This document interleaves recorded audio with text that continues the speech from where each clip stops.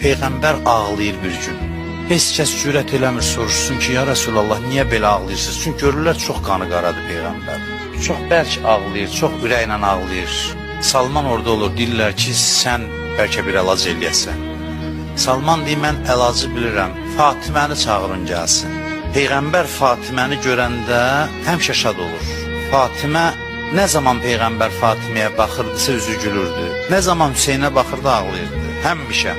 Salmana deyirlər, özün get çağır, bu ailəyə hamıdan yaxın sənsən. Deyir, gedir qapını döyür. Həzrət Zəhra soruşur ki, kimdir? Deyir ki, ey Peyğəmbərin qızı Salmandır gələn. Atavuz Peyğəmbər çox şiddətlə ağlayır məsciddə. Gəlin köməyə. Çıxır Həzrət Zəhra, çadrasın giyinir, gedir. Salman deyir, gəlir dalıcan, baxır, görür ki, çadrası neçə yerdən yamanıb, yamayıb.